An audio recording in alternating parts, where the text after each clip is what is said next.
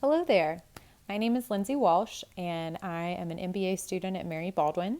And this week we were learning about employee engagement. So I just wanted to share some insight that I found in my readings.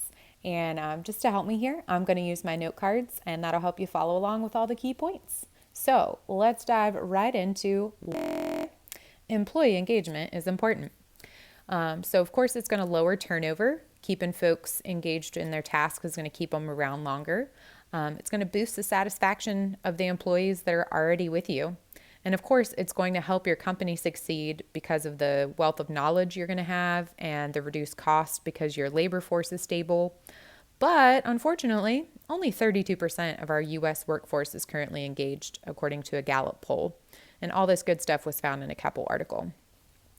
So while we know employee engagement is important, I will say it's above and beyond compensation, which was noted in a couple articles. So just make sure that you're keeping an eye on that compensation, that you're at industry standards, you know your local labor market. But let's talk about some other ways that you can get your employees engaged after you've got their compensation taken care of. I'll also say there are definitely more ways than the three I'm going to suggest, but these three I have personal experience in, and I can attest to the employee engagement that they create. So let's jump right in. Idea number one, host an annual appreciation gathering. So at minimum, you want to have all the folks on your team together in a room, eating food, talking to each other. And the best events are also going to have your salaried managers and CEOs sitting next to your part-time hourly employees, just so that everybody on the team feels like they're contributing. If you want to get real fancy, you can invite families, add some entertainment, or host multiple appreciation events throughout the year. And some reasons that this is important for your workforce includes that you're showing that personal engagement, as noted in an article by Colgate. You're creating a humane workplace, which was noted by Burson as an important component with engagement. And you're also just acknowledging your employees. They're people, right? They're not just a means to an end, but they're folks that are traveling on this journey to success with you. So, idea number two, communication. How many times have you heard people say that they do not receive good communication? So, good communication looks regular, it is clear and concise, and it is also letting folks know that you have support whenever you need it along the way.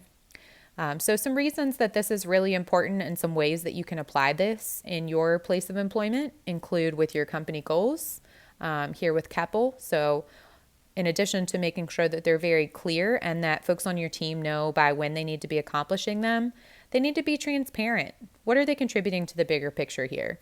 Why is it important?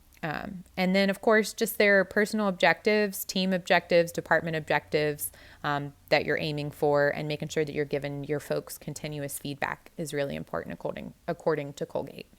All right, and finally, idea number three, promote and create internal opportunities.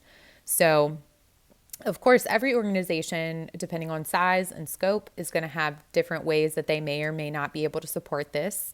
But definitely look at the roles that you have in your company, see if there's naturally any ways that folks could grow. Depending on changes in the environment, maybe you need to create certain positions and somebody on your team is looking for an opportunity and they happen to have the perfect skill set for it. So for example, my current role was created to help an office on campus grow. And when the director was thinking about the abilities she would need for the role, I already was working at the organization and looking for a new challenge. So it was a nice way to slide right in. Of course, I still interviewed with the appropriate parties, but it can really help you keep talented folks around. So some reasons and, well, some ways that you can implement this include just promoting those folks within and maybe offering raises or bonuses based on performance, and that's suggested by Colgate. You also want to have facilitated talent management and coaching, letting people know what they're doing well and where they can grow. And then also just employee development. So that can be in-house training, conferences that your folks attend, anything like that, but just showing folks that you're invested in them. So thank you for tuning in, and I hope that you have found a way to engage your employee workforce.